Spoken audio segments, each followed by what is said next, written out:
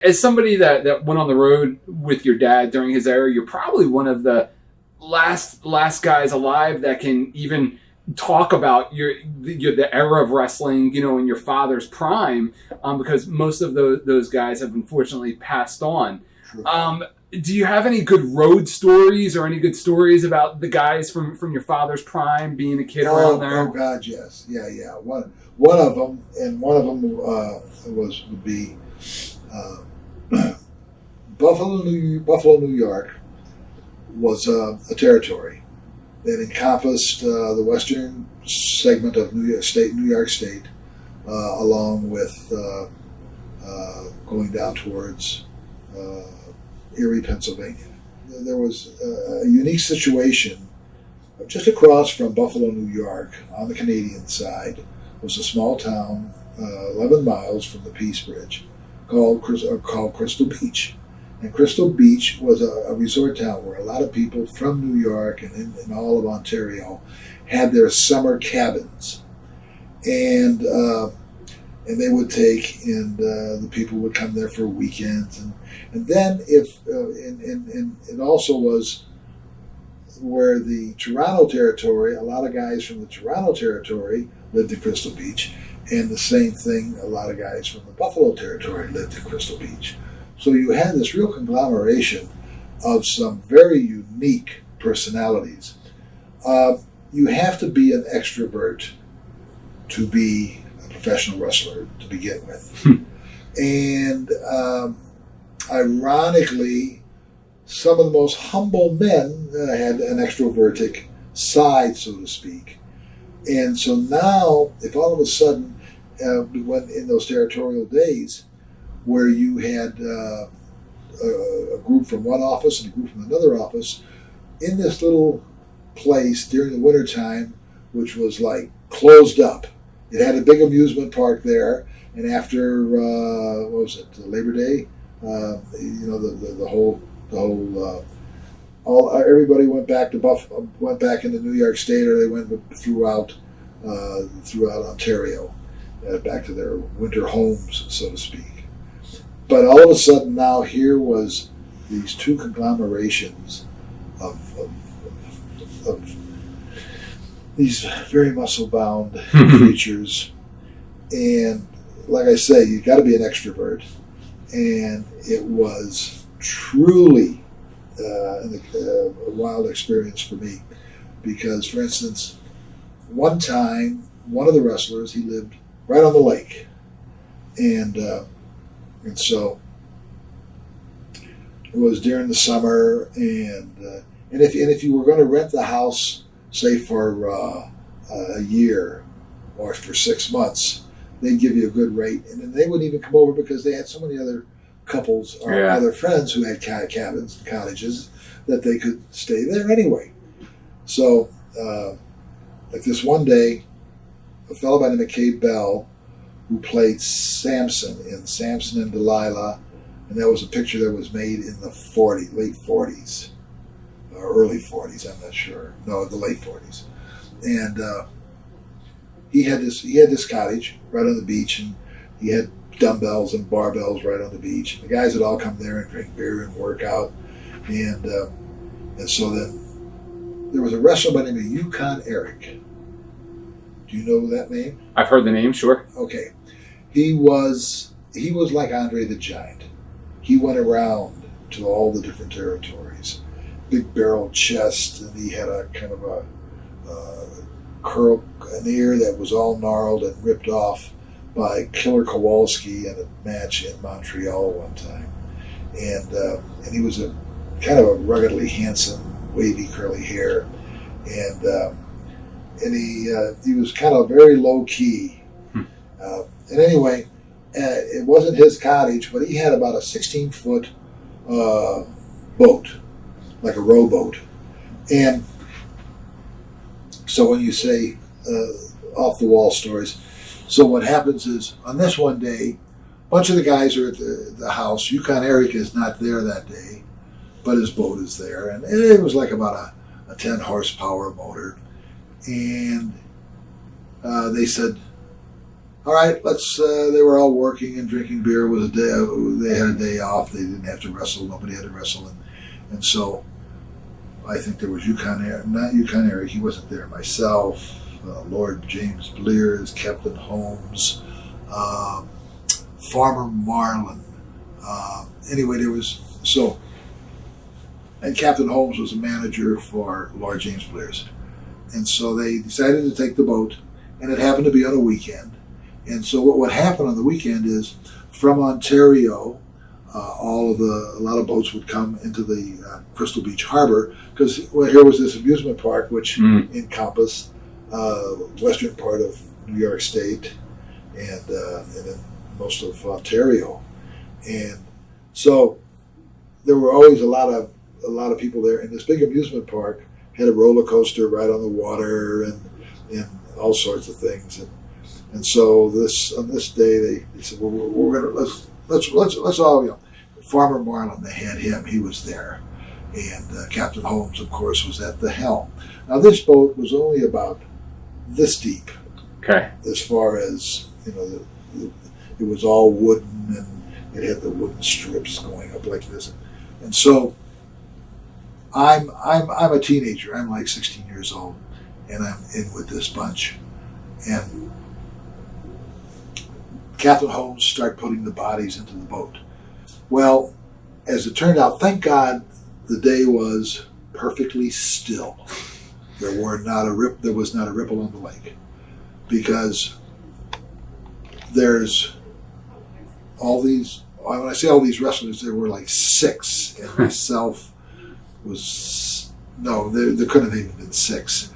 There probably was 4 big ones laying in the bottom, feet hanging over this gunnel, and head on this side. The next guy was feet hanging over, head here, and like that. Captain Holmes was in the back, and he says, "Nicky," he says, "put your butt up there, put your ass up on the very front," because what little dipping we would do as we were going, and little waves that were being made by other boats, my butt sat up on the very front by the bow. And had I not been there, water would have just come into the boat. Okay. So it hit the cheeks of my ass and went off that way. And so here now is this 1, 2, 3, 4, 5. Captain Holmes was a pretty fair-sized guy, too. He was like around 220 and very well put together. And then the other guys are, we have 4 more muscle heads.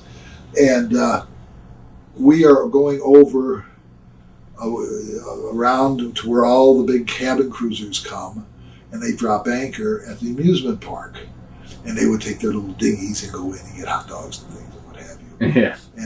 And so my butt's sitting, like I said, right up on the very bow, and we're just driving through very slowly, meandering through all these big yachts, and the people on these yachts are loving it. They don't know who all these muscle heads are.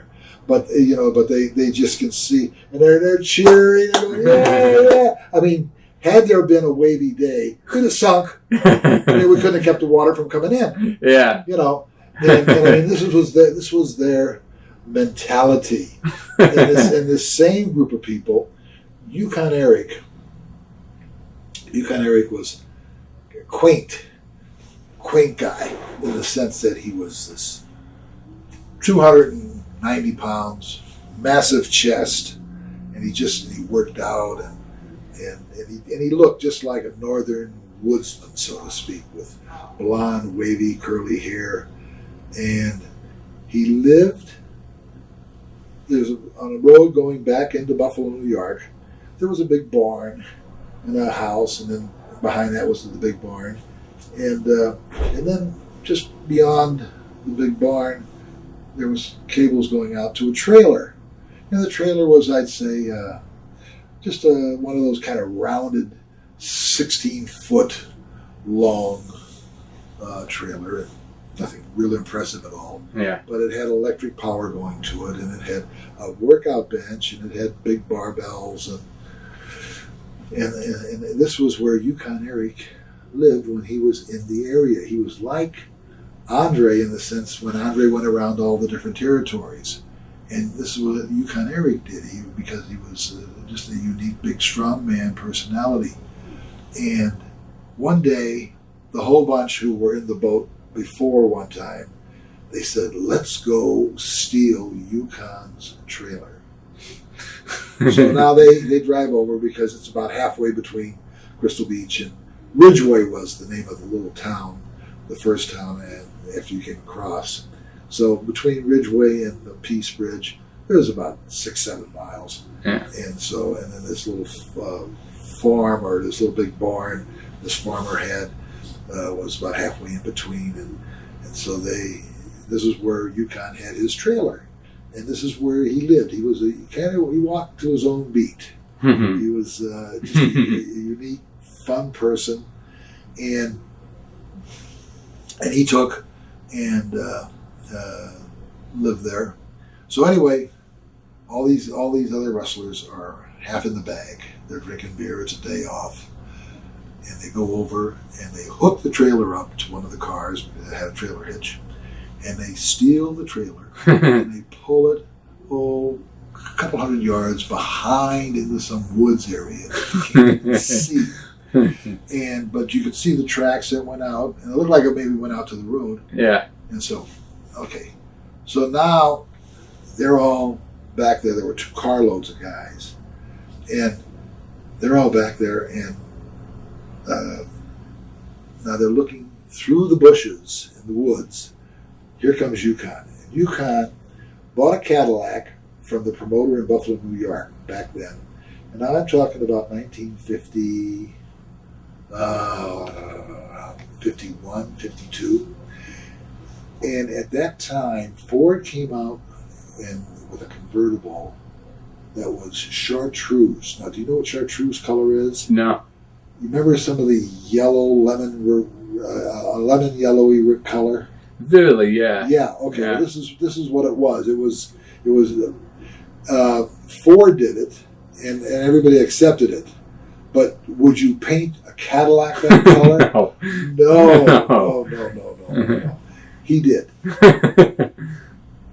So, okay, they've stolen the trailer, and they pulled it around and back into the woods, and then here's all the guys, and they knew he was coming back at a certain time, and there was a big quarry right there, just off of you could just jump 20 feet down into this beautiful, beautiful quarry, fresh water, and cold too. And so he pulls the trailer, he comes driving in the chartreuse Cadillac, top down, and he pulls up, and he gets out of the car, and he doesn't stand there and look at well, where's my trailer? He just gets out of the car, and he goes into the trunk of the car, and he opens up a cooler, and he's got some juices back in there. He was very health nut. And then he takes and goes over to the workout bench, and he lays down on the bench, and the bar is already sitting there, and he takes it off the rack, and he does 20, 25 reps or so. And then, instead of being shook up that his trailer was gone, right? No, like I say, he's just now done 20 reps, and he's got some juice. And then he goes over to the 2 little steps that went into the trailer, which were still sitting there. And he steps up on the steps. Then he steps down off the back of the second step onto the ground. And he goes over to where his fridge was. and he opened his fridge, and he looked in there, and he looked like he's going like this. But there's no fridge. Yeah. Yeah, right, okay. And then he goes over, and he had a 45 little disc player. And he's going through the records, and he puts one on, puts another one there and on. Now it's total silence, and then he all of a sudden he goes, and he puts the needle down on the record. Yeah. And he goes, Judge and Brown. Now, 6 guys have mentally decided they were going to pull a rib on him. Yeah. And now, all of a sudden, these guys cannot contain themselves anymore. Whether he knew they were around, there was no way, because I was only like 16 years old. Yeah. I'm trying to see from where the trailer was. Could we see? Could he have seen the trailer, or could he have seen?